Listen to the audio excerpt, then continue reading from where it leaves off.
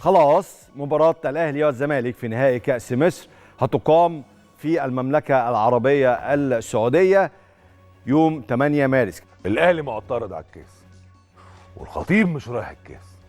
أنا سألت حتى في النادي الأهلي، يعني أنتم معترضين على إقامة الكاس في السعودية؟ لا. طب معترضين على الفلوس؟ قال لك مين قال هذا الكلام؟ شوشرة. عايشين شوشرة غير مسبوقة. وأصبحت استراتيجية. دي بلد وحياة المصحف الشريف، البلد دي ماشية ببركة ربنا، مش حد تاني خالص. يعني أنت فاكر فيلم السفيرة عزيزة؟ بونجور اكسلانس. لما كان عدلي كاسب عايز يطلع يأدب عبد المنعم إبراهيم. والله عالة أستاذ حيكر، فاكرني كروديا؟ وعارف إنه مبلغ له المخبرين والمباحث فافتعل خناقة في الشارع. بتشاور لمين؟ البوليس؟ مش فاضي، مشغول في قضية تانية. وعيش. انت عملت حالة من الشغب والدوشة هنا، بس الهدف بتاعك في حتة تانية. هو ده ما يحدث للكرة المصرية. امال الكلام اللي قاعدين نشوفه ناس تلقح بيه وناس على السوشيال وناس تخش تزيط وناس، قال لك كل ده كلام هري ليس له اي اصل او اساس داخل النادي الاهلي تحديدا، لان الناس حشره الاهلي في الحته دي. السلام عليكم ورحمه الله وبركاته، اهلا بيكم مشاهدي قناه المايسترو. حلقتنا النهارده تحت عنوان نهائي الكاس وقمه الفتنه. ماذا عن هذه المباراه؟ معانا طبعا كابتن محمد فاروق ونائب رئيس لجنه الحكام الرئاسيه بالاتحاد المصري لكره القدم. المره دي انتوا قررتوا الحكام مصريين، مظبوط كده؟ طبعا اكيد في السعوديه يبقى طبعا حكام مصري 100%. 100%. دي في الأوكي، الجواب بيبان من عنوانه. خش على التاني. حضرتك بمنتهى الصراحه. ايوه بالظبط. المستشار مرتضى منصور برضو حريص جدا نادي الزمالك. المشاكل الكتيره اللي قابلت المستشار مرتضى خلال الفتره اللي فاتت دي، حابب جدا ان هو ياخد بطوله، فبرضو بيقول انا عاوز حكام مصريين، انا عاوز حكام مصريين.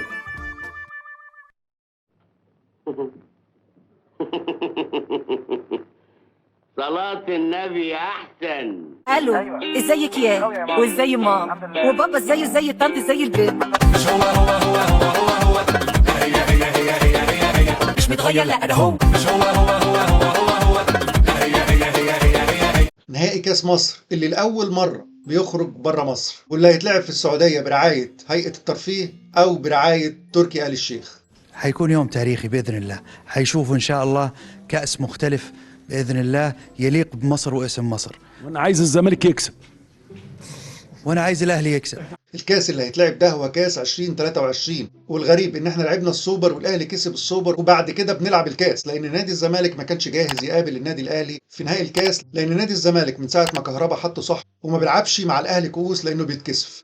انت متخيل حد هيقبله يلعب قدامه؟ ياما ما تقطمنيش بقى. المهم البنت قفشتك في وضع مخلل بالاداب ولا عادي؟ كنت نايم على الكنبه. يعني مخلل. فبعد ما هو اللي عمله، انت متخيل ولادنا وجمهورنا مجلس ادارتنا يبقى رايح نفسيا؟ احنا اللي سيرتنا بقت على كل لسان. هو مش كهربا ده؟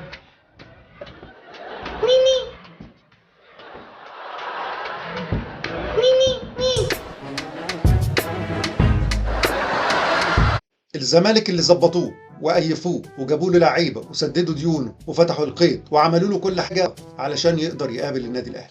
لحد امتى هنفضل راميين اشغالنا ودايرين ورا الواد اللي اسمه الزمالك ده؟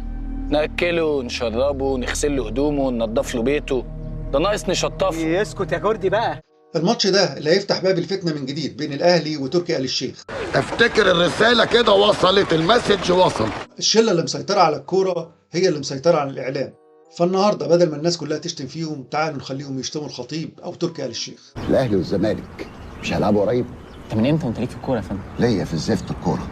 هيلعبوا امتى؟ لا ده مش هيلعبوا قريب خالص، ده الدوري موقوف. خلي الناس بقى تشتم على النت زي ما هي عايزه. الحكومه دي شكلها مش هيعمر. النهارده كلنا هنبص على العصفوره وهننسى اللي حصل في اتحاد الكوره وهننسى المستقبل كله اللي بيتجهز له من دلوقتي. بكره الاهلي يلعب في الدوري والزمالك يلعب في الدوري، وهنعيد تاني زمن الاحتواء والزمالك بضربه جزاء والنادي الاهلي يتلغي له جول، وبدل ما نقول الاحتواء وبدل ما نقول المنظومه الفاسده هنقول تركي آل الشيخ اللي دفع علشان يخسر النادي الاهلي. ايه رايك يا ابو حميد؟ لما تلاقي حاجه تحس ان انت شفتها قبل كده تغيرها، يعني هات دي كده ودي كده، يلخبط الورق. يعني ايه الخبط الورق؟ لخبط الورق يعني غير الواقع. طب تيجي معايا وانا بغير الواقع ولا اروح لوحدي؟ هيبدأ التسخين. هل الخطيب هيروح؟ لا مش هيروح. الاهلي كان هيوافق ولا مش هيوافق؟ طيب تركي ومشاكله مع النادي الاهلي، وانت مالك انت؟ انت مال امك، مال امك انت. ايه يعني الغطاسه بتاعت امك دي؟ ايه الرجاله اللي انت فيها دي؟ الاهلي ان شاء الله هيلعب الماتش، ومع اي نتيجه كده كده هيبدا الهجوم. لو الزمالك كسب هيقولوا تركي آل الشيخ هو اللي خلى الزمالك يكسب، وساعتها الناس كلها هتقلب على الخطيب ويقولوا هو السبب. ولو الاهلي كسب الزملكاويه هيطلعوا يقولوا ان الخطيب صالح تركي آل الشيخ يا بتوع الكفيل. فكده كده هو هيولعها. الواطي واطي لو اشترى ب1000 جنيه بلاطي. قولها ورايا، الواطي واطي لو اشترى ب1000 جنيه بلاطي. الواطي واطي ولو اشترى ب1000 جنيه بلاطي. النهارده اي اهلاوي هيشتم تركي آل الشيخ ليه؟ جول عاد ما تشوجناش جول. ما خبرش. ها؟ اوعى يا اهلاوي تدخل الكوره في السياسه، اوعى يا اهلاوي تدخل الاهلي في السياسه، لان ده هو اللي هم عاوزينه. خلي الكوره لينا، ما تخليش حد يسخنها. عايز اقول للناس نهدى بقى، مش كل قرار للاداره يخضع للديبيت والتقييم.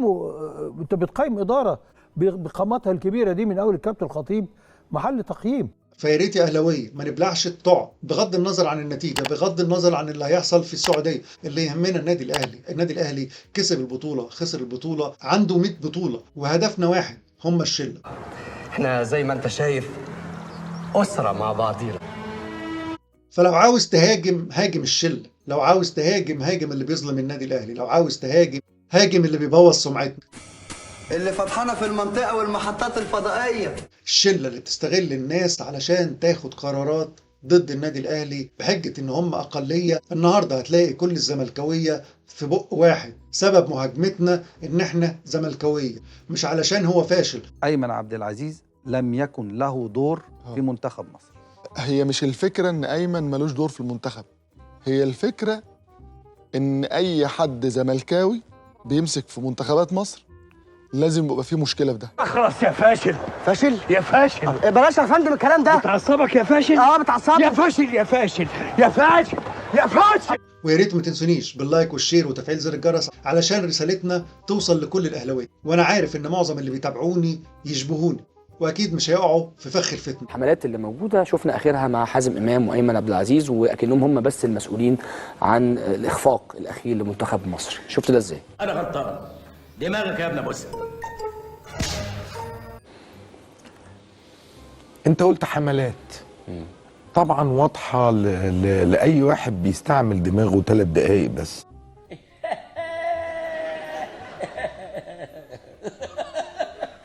النهارده ده لما يتقال في كل القنوات ويتقال في كل الصحف، واكيد الناس اللي فوق بتتفرج وبتشوف ده وما بتشوفش الحقيقه. دي مؤامره.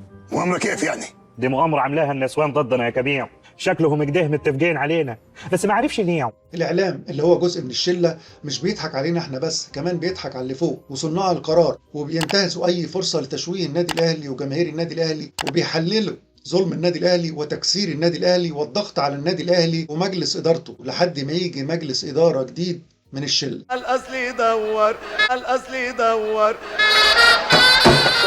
والنهارده ما تنساش يا اهلاوي ان تركي آل الشيخ بيشتغل مع مصر في اكتر من مجال وبيدخل للدوله فلوس، فاي حاجه هتمس المنطقه دي هتكون حساسه جدا. انا جيت لمصر محب لمصر ومحب للنادي الاهلي اللي بشجعه من فتره طويله. الزملكاويه اللي وقعوا بين النادي الاهلي وتركي آل الشيخ. في ناس يستغربوا اصراري ودعمي لعبد الله السعيد. عبد الله السعيد انا رجل اذا اعطيت كلمه كلمتي كالسيف ولو برقبتي. عبد الله السعيد في غرفه الملابس لما اقنعته بالعوده للنادي الاهلي كنت معطيه كلمه برقبتي، قال لي برقبتك، قلت له برقبتي وانا مسؤول عنك. وكلها في الاصل لعبه اعلاميه، ايه اللي يخليك تشتمه؟ لكن اكثر ما كان يحس في صدر الشخص انه مهما وصلنا من اختلاف ومهما وصلنا من يعني عدم تطابق لوجهات النظر لا تصل، يعني انا اتمنى اني انشتم ليل نهار ما عنديش مشكله، لكن لا نصل للام. هذا الموضوع اللي حز صدري. وشتمة الام بتوجع الا مع ناس تانية طبعا بتحب شتمة الام. طب انا ممكن اقول لك اخبار امك يالا؟ امك اخبارها ايه؟ يا راح امك. وبعدين انت بقى لو مش حاجه مرتضى دي مش مشكله، ممكن تكون امك بتحبني مش مشكله، ربنا عوضها امك. حبيبي حبيبي النهارده مش جاي ادافع عن تركي آل الشيخ، انا عملت القناه دي كلها لحمايه النادي الاهلي، وكنت اكتر واحد ضد تركي آل الشيخ. بس اهلا وسهلا باي سعودي وباي عربي واي تقارب بغض النظر عن السياسه، ملناش دعوه، مش بمعنى ان احنا مش وطنيين، ولكن احنا في الاخر جمهور النادي الاهلي. الاهلي لازم يفضل فوق الجميع، والاهلي لازم يبقى وما يتحاربش من اللي فوق ومن اللي تحت. صح بس حاج، وما نقولش ان الدوله ضد النادي الاهلي، لان مش الدوله اللي ضد النادي الاهلي، ولكن الشله هي اللي ضد النادي الاهلي، وبتستغل اي فرصه عشان تولع الدنيا وتظهر جماهير النادي الاهلي ان هي ضد الدوله، وان الخطيب بيقوي جمهوره، ودي خطه يمكن بقى لها 6 سنين وما نجحتش. احنا جامدين قوي. بس النهارده مع ماتش زي ده ممكن تنجح، لان السعوديه بالنسبه لمصر مهمه جدا، ومصر بالنسبه للسعوديه مهمه جدا، فما ينفعش يطلع مجموعه او ناس تبقى ضد اي سياسه. النهارده الدولار بكام؟ النهارده ماتش زي ده بيدخل دولار لمصر، فالدولة بالنسبة لها بتدخل دولار لمصر، ما تعرفش ان الشلة بتاخد الدولارات دي عشان تعالج فشلهم، وفي الاخر فيتوريا اللي هياخد الفلوس مش مصر اللي هتاخد الفلوس. ده عالم صايع يابا. النهارده اي اهلاوي لما يشتم تركي آل الشيخ اكيد هيوصل السعوديه، اكيد الجماهير السعوديه هتبدا ترد، اكيد جماهير النادي الاهلي هتبدا ترد، وهو ده الهدف الاكبر من اهل الفتنه. زمان ضحكوا علينا في ماتش منتخب مصر مع منتخب الجزائر اللي اتلعب في السودان، وكرهونا في الجزائر والجزائريين زعلوا مننا. الدوله المصريه عليها تتدخل فورا لدى الجانب الجزائري، نبطل نطبطب يا جماعه، ولادنا اللي بيتضربوا في كل مكان، حد يتكلم يعملوا اتصالات، شوفوا ايه اللي بيحصل في السودان. ستوب! ايه يا استاذ، ما شغالين حلو اهو زي الفل. لازم اعيد تاني. ليه بس؟ بيهبل جامد قوي. اوفر اكتنج. اوفر. احنا غلطانين في موضوع الجزائر، وانه احنا اللي ابتدينا بالضرب، وان احنا اللي كسرنا الاتوبيس، وانه ما حصلش حاجه في مباراه مصر والجزائر اللي في السودان. قلت الكلام ده بمنتهى الامانه، فهدت. بس طبعا قعدت بقى بره التلفزيون 9 شهور، بره البرامج وبره البرنامج اللي كان في الاذاعه، واتحاربنا في اكل عيشنا. مهيب، انت كنت بقالك 3 ايام او 4 ايام في السودان. موضوع السكاكين والسنج ده انت شفته، يعني شفت ده في اكتر من كده يا جماعه، مش حكايه سكاكين وسنج يا لبنى، الناس نزلوا اشتروا النمواس. الضابط ماهر مبسوط منك قوي يا ابو حق. الله يستر قصدك يا عم الحاج، وكل القيادات مبسوطه منك قوي يا ابو حق. يا سلام، انا متشكر قوي على الروح العظيمه دي. انا كنت اشوف الفنانين يجوا في التلفزيون وضربونا وقتلونا وعدمونا، طب ما انا كنت في السودان شفتش ده خالص. كان في 4000 مصري هناك، كلهم رجعوا سلام زي الفل. انا محمد فؤاد يا عمرو. يا محمد احكي لنا الاول ايه في ايه عندك؟ احكي مين؟ احنا بنموت. احكي ايه ولا ايه؟ طب انت اللي تحكي مش حاجه تتحكي، في ناس بتموت.